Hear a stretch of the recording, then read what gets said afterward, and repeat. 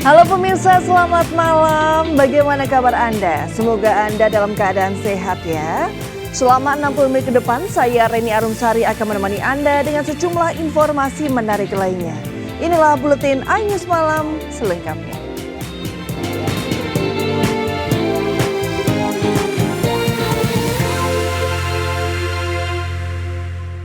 Pemirsa, masa demo Hari Internasional Buruh memadati kawasan Stadion Madia Gelora Bung Karno, Jakarta. Selain menggelar sejumlah orasi dari pimpinan Partai Buruh, masa juga menampilkan pertunjukan seni seperti tari-tarian untuk memeriahkan Hari Buruh.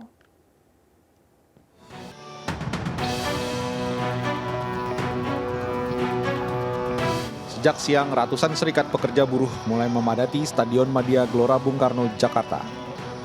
Kegiatan ini merupakan rangkaian acara yang sebelumnya digelar di kawasan Patung Kuda, Jakarta. Sejumlah orasi dari pimpinan Partai Buruh terus disuarakan.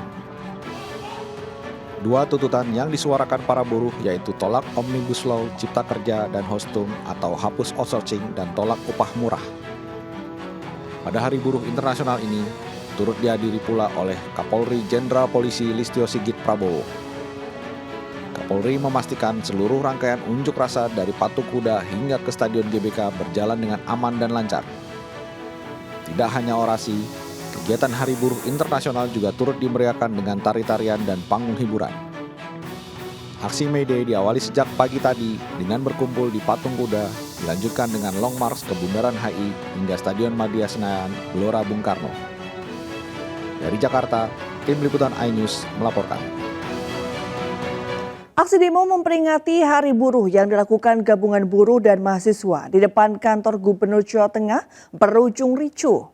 Sementara di Jawa Timur, ribuan buruh dari seluruh kota dan kabupaten sejatim berkonvoi dari alun-alun Sidoarjo menuju kantor Gubernur Jawa Timur di Surabaya.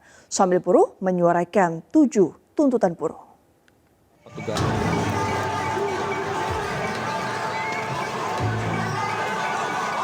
Aksi demo memperingati Hari Buruh Sedunia di depan kantor Gubernur Jawa Tengah awalnya berlangsung damai. Sejak kedatangan massa tambahan dari mahasiswa, situasi berlangsung memanas. Tidak berlangsung lama, aksi anarkis mahasiswa berusaha melempar petugas dan menaiki pintu utama kantor gubernur. Beberapa kali peringatan tidak digubris, petugas kepolisian kemudian membubarkan aksi dengan menyemprotkan air ke mahasiswa. Sebagian mahasiswa dapat didorong mundur, namun ada mahasiswa yang bertahan dan menjadi bulan-bulanan petugas.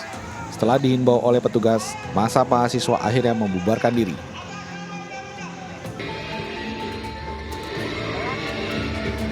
Di Jawa Timur, ribuan buruh dari seluruh kota dan kabupaten sejatim berkonvoi dari alun-alun Sidoarjo menuju kantor Gubernur Jawa Timur di Surabaya.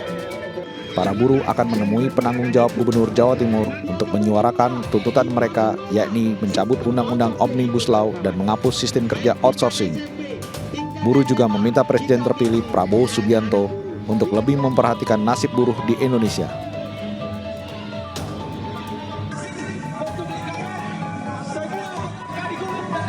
Sementara, massa aksi dari berbagai organisasi buruh membakar seluruh papan tuntutan yang dibawa peserta aksi yang digelar di depan kantor DPRD Sulsel, Kota Makassar, Sulawesi Selatan. Maksa aksi ini menuntut adanya Undang-Undang Pokok Ketenagakerjaan yang baru dan lahir dalam proses demokratis, hentikan politik upah murah, hentikan sistem kerja kontrak atau outsourcing, dan menolak kriminalisasi buruh.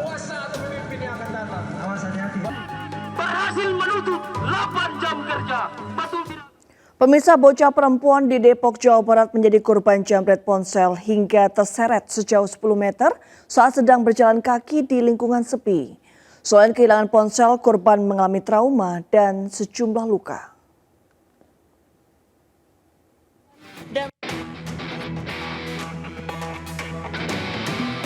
Dari rekaman CCTV terlihat pelaku yang mengendarai motor melalui korban yang berjalan kaki dengan seorang teman. Beberapa saat kemudian, pelaku berbalik arah menghampiri korban dan langsung merampas ponsel yang dibawa oleh korban. Berusaha mempertahankan ponsel miliknya, korban terseret sejauh 10 meter hingga mengalami sejumlah luka. Menurut warga, penjabretan ponsel terjadi saat lokasi sekitar sedang sepi hingga teriakan korban tidak sempat mengundang perhatian warga. Kemarin pas kejadian itu memang sepi banget. Memang lagi sepi. Siswa nangis katanya. Terus memang sering kejadian jambret atau bang? Enggak. Baru kemarin itu. Iya, baru kemarin aja. Saya lihat mah kemarin ininya pada bungsut gitu ininya. Di kaki karena keseret ya, Bu? Ininya pada bungsut karena ke aspal. Kasus penjabretan ini telah ditangani pihak kepolisian Polres Metro Depok.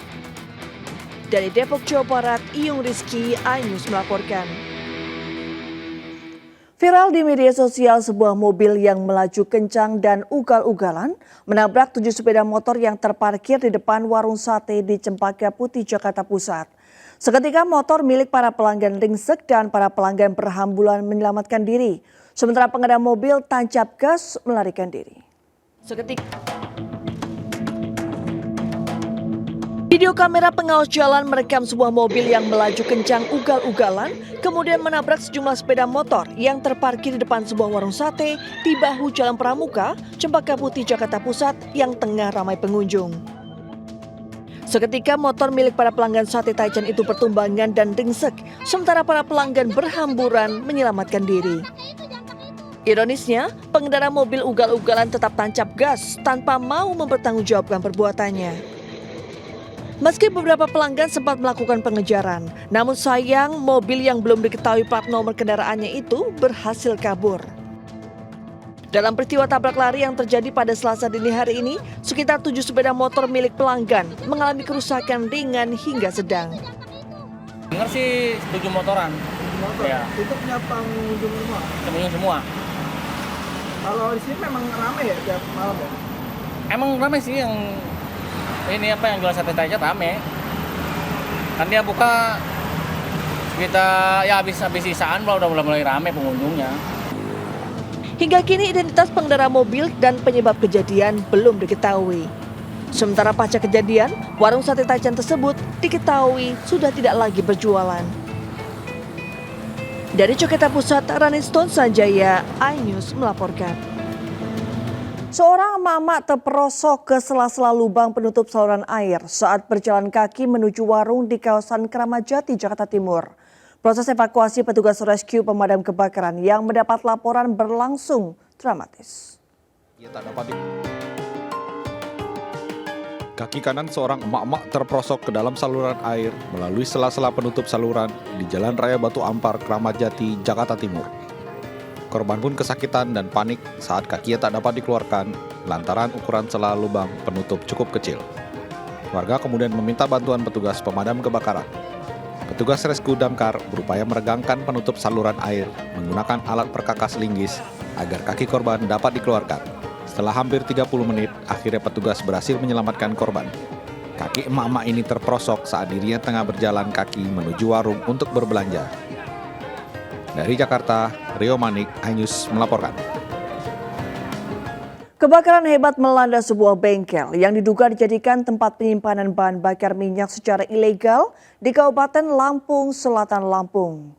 Akibat banyaknya BBM jenis solar yang disimpan di lokasi kejadian membuat api cepat membesar dan sempat menyambar mobil pemadam kebakaran yang sedang melakukan upaya pemadaman.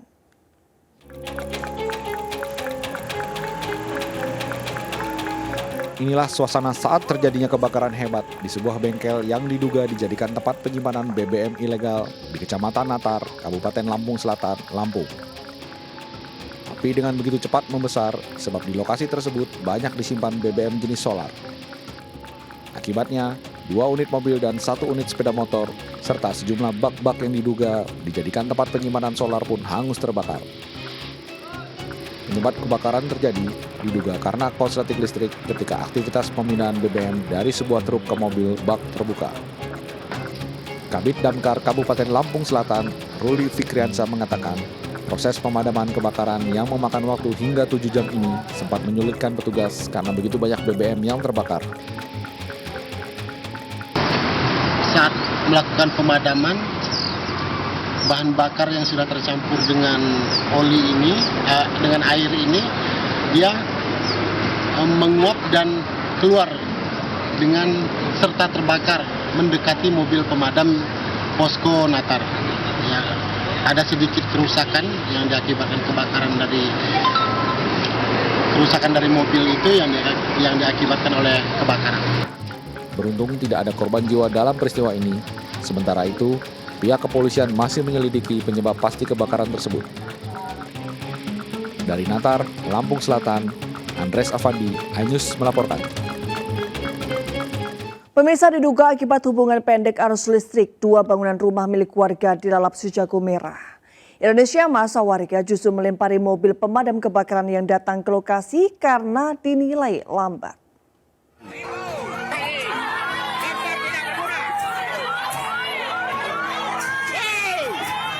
Sebuah unit mobil pemadam kebakaran diamuk warga Kecamatan Beringin Kuning, Kabupaten Lebong, Provinsi Bengkulu. Warga geram karena petugas damkar terlambat dan tak sempat membantu proses pemadaman api yang melalap 2 rumah di wilayah mereka. Keterlambatan kedatangan petugas damkar ini disebabkan karena sulitnya medan dan jauhnya jarak tempuh. Sebelumnya diketahui 2 rumah ludes dilalap si jago merah. Kebakaran terjadi diduga akibat hubungan arus pendek dari salah satu rumah milik warga yang terbakar. Masyarakat beserta sejumlah anggota TNI Polri pun bekerja sama dalam proses pemadaman api tersebut. Meski api berhasil dipadamkan, 2 bangunan milik warga tersebut sudah nyaris tak bersisa. Jadi untuk kerugian material diperkirakan 250 juta dan 75 juta rupiah. Kemudian untuk penyebab sampai sekarang masih dalam penyelidikan, namun diduga dari adanya arus pendek. Beruntung tidak ada korban jiwa maupun luka-luka dalam insiden kebakaran kali ini. Dan kemarahan warga pun bisa segera diredakan oleh petugas setempat. Dari Lebong, Bengkulu, Widodo Waluyo, iNews melaporkan. Pemirsa, kesal dilarang berjualan di trotoar jalan. Seorang pria di Kota Medan, Sumatera Utara mengamuk. Emosi warga ini juga dipicu karena naiknya tarif pajak bumi dan bangunan atau PBB, serta uang sampah yang naik berlipat-lipat. Fasilitas yang telah dibangun oleh pemerintah Kota Medan. Seorang pria menghadang sebuah mobil patroli yang diisi belasan petugas Satpol PP Kota Medan, Sumatera Utara. Pria tersebut emosi lantaran adanya larangan para pedagang berjualan di sepanjang trotoar Jalan Gatot Subroto. Adu fisik nyaris terjadi, namun warga yang berkerumun melihat kejadian ini langsung memisahkan keduanya. Diketahui pria tersebut adalah salah satu pedagang yang terimbas penggusuran dan terdampak naiknya berbagai tarif seperti PBB dan uang sampah. Menyikapi keluhan warga tersebut, Ketua DPRD Kota Medan Hashim berjanji akan melakukan rapat internal di DPRD Medan untuk mengevaluasi kenaikan sejumlah retribusi yang dilakukan Pemkot Medan. Dari Medan, Sumatera Utara, Said Ilham, iNews melaporkan. Ratusan warga pengungsi erupsi Gunung Ruang berhasil dievakuasi menggunakan KRI Kakap 811 TNI Angkatan Laut. Warga akhirnya tiba di dermaga Satrol Pangkalan Utama TNI Angkatan Laut, Lantamal 8 Kota Bitung pada Rabu dini hari.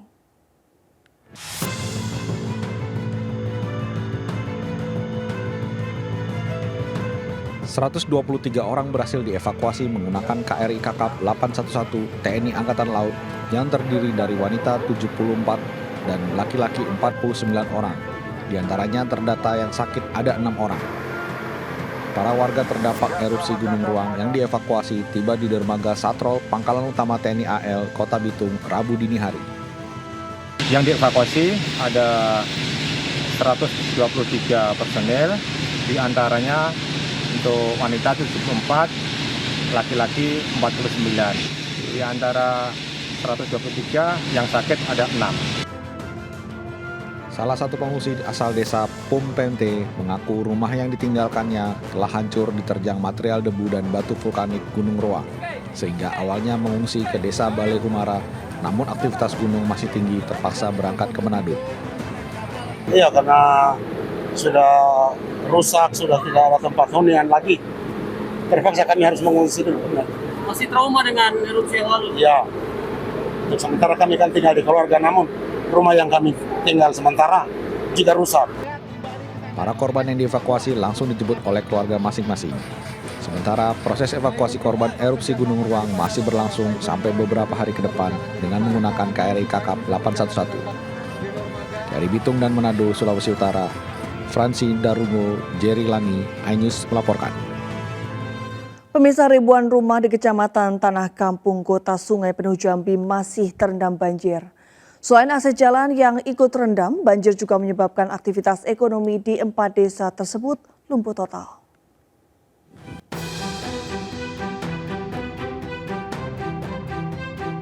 Hari ketiga, ribuan rumah, fasilitas publik, dan lahan pertanian di Kecamatan Tanah Kampung, Kota Sungai Penuh Jambi masih terdampak banjir.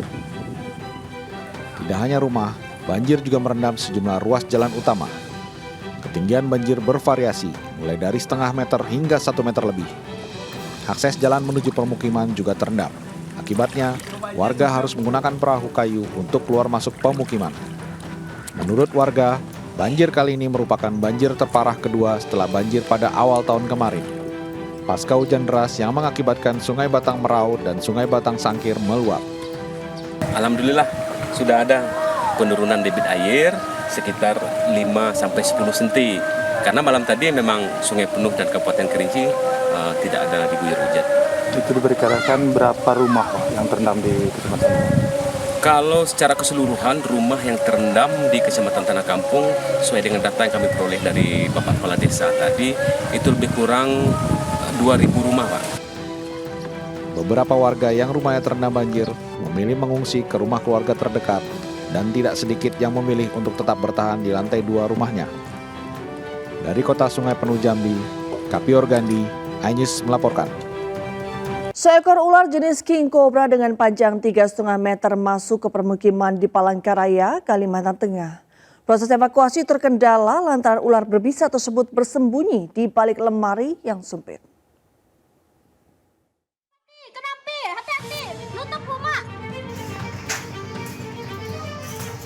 Para penghuni rumah di Kecamatan Jekan Raya, Palangkaraya, Kalimantan Tengah digegerkan dengan keberadaan ular king cobra yang masuk ke dalam rumah mereka.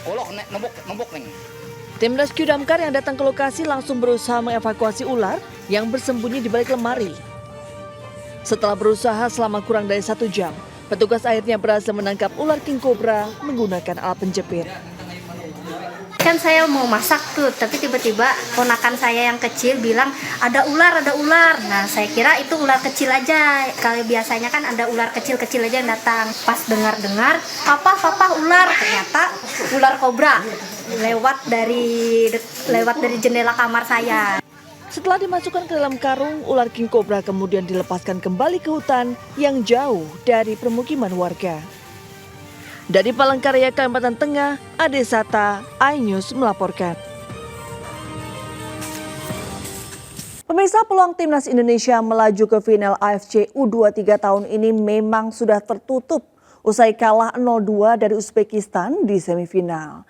Namun Garuda Muda masih berpeluang besar untuk merebut peringkat ketiga melawan Irak sekaligus memastikan 1 tiket ke Olimpiade Paris 2024.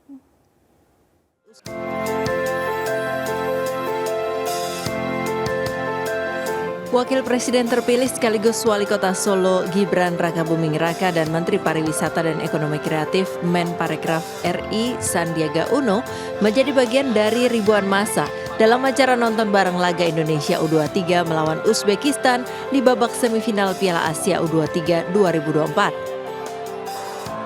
Acara yang berlangsung di lingkungan Balai Kota Solo Senin malam juga dihadiri Raja Mangkunegaran Kanjeng Gusti Pangeran Adipati Aryo Mangkunegara 10. Selain menggelorakan semangat mendukung timnas di kancah sepak bola internasional, acara nonton bareng seperti yang berlangsung di Solo dan sejumlah daerah lain diharapkan juga dapat meningkatkan pariwisata di daerah-daerah tersebut. Pak Nobar itu juga untuk menarik wisatawan datang ke Solo juga gitu ya Pak? Betul, karena ini ada pergerakan wisatawan Nusantara yang terlihat dengan aktivitas nobar-nobar ini di setiap daerah. Di sisi lain, warga juga kagum dengan antusiasnya masyarakat Indonesia mendukung perjuangan timnas di Piala Asia U23. Atau nonton di rumah Mas? Sebenarnya sekarang nonton. Kenapa Mas? Kaget sebenarnya. Euforianya kok kayak gini sampai kayak gini. Senang banget ya? Sampai kayak gini. Di Dari Solo, Jawa Tengah, Septiantoro, iNews melaporkan. Air terjun Songgolangit di kaki Pegunungan Muria. Informasi selengkapnya kami hadirkan sesaat lagi.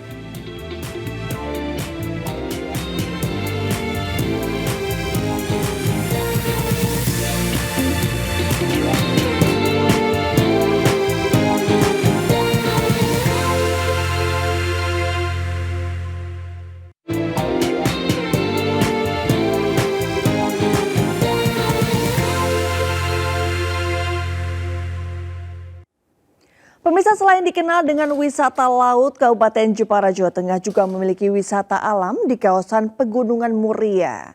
Air terjun Songgolangit yang dikelilingi pepohonan layak menjadi destinasi wisata yang wajib Anda kunjungi.